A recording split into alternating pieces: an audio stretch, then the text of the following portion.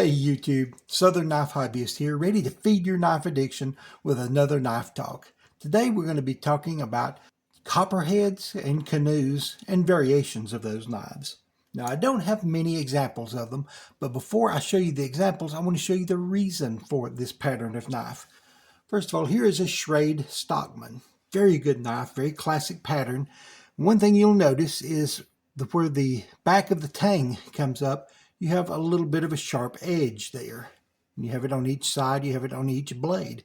Some of these stand up a little further than others, but the blades or the back of the tang stands up when the knife is closed. That can be kind of rough on the pockets.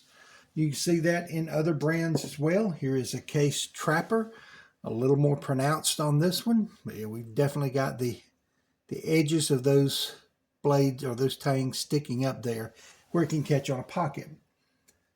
So when they designed the Copperhead pattern, here is an example. This is a Rough Rider Copperhead. What they did is they raised the bolster up here to cover over the ends of those tangs. So rather than having a bolster that's just rounded, it comes up to a point and sways back down. So they call that a Copperhead pattern. I guess it's slightly reminiscent of the snake, the pit viper, that's all too common here in the southeastern United States, of the copperhead.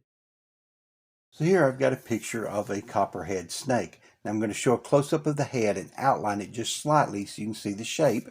And now the pocket knife with a similar outline. So that's why you get the copperhead pattern. I have another one here that's a frost cutlery.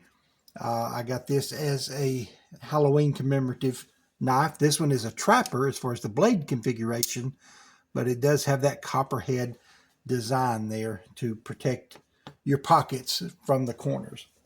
So whenever it has the bolster, which I would say it was a jackknife, it has both blades on one side, and it has the bolster that's swelled up to cover those ends, that's known as a copperhead pattern. Now, naturally, if you do that on a knife with both ends, where you have a blade on each side,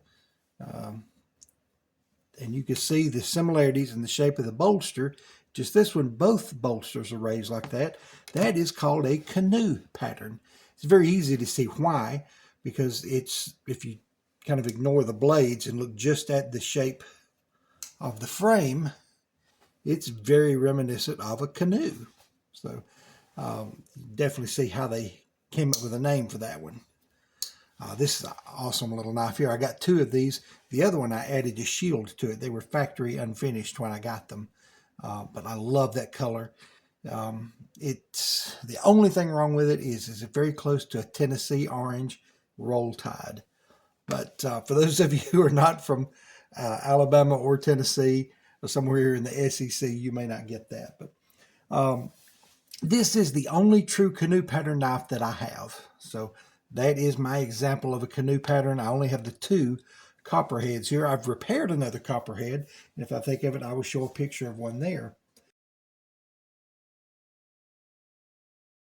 Now, I do have a couple of other knives that are built on the canoe pattern.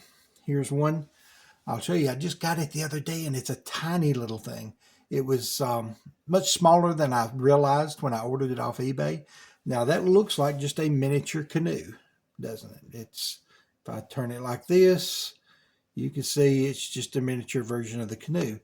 The difference with this one is I actually have two blades on this end and one blade on this end. So this is a whittler style as far as the blade configuration. It is a canoe as far as the body, so they call it a knittler, a canoe whittler, knittler. In fact, this one even has the blade edge, calling it the little knittler. This is a, I think a Parker, yes, Parker Cutlery Company. This one was made in Japan. It's a nice little knife. It's just a lot smaller than I thought it was. I laughed out loud when I opened the package and saw how tiny it was. The pictures on eBay made it look like a standard size knife. But so that is one variation of the canoe, is that you can have the three blade pattern, which would make it a knittler or a canoe whittler. So there's my baby version of that. Now the other one that I have is a little larger than that, and I've shown it before on my oddball knives. And at the time I told you I didn't really know what this one was called because it looks like Stockman as far as the blade configuration, though this one is really a giant spay or spear rather than the clip. But it's very much like a Stockman as far as blade configuration, but it is a Canoe as far as the frame.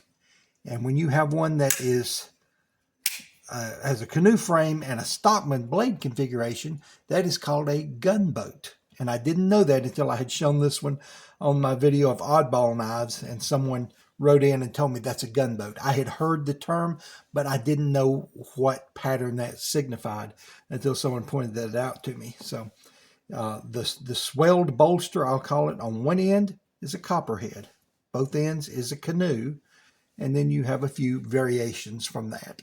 So that's my knife talk for today. I know it's rather short, but I'm going to try to show you some pictures that other people have sent in. I have many people who write to me, email me, showing knives that they have done. So I want to give them a little bit of a shout out, show you some of the pictures. I'll try to have the names with it. And show off what some other people are doing. And listen, I really enjoy that. This is not something where I'm trying to hog the attention, or I'm trying to say, look at me. I just enjoy knives. I enjoy working on knives, and I enjoy sharing my passion with other people. And I like it when you send me pictures of your work. So listen, if you've been thinking about working on pocket knives, please get a couple of junkers, take them apart. You may find out that you hate it, or you may find out that you love it. But either way, share what you do. And if you enjoy it, yeah, take some time, get into it as a hobby. I think you'll be pleasantly surprised with how much fun it can be to repair pocket knives.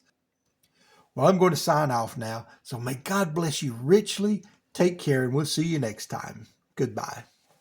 We've 3 knives here that were redone by Missouri Rebel. First one is a K-Bar 1026. He completely took it apart, cleaned it, put everything back together, made repairs.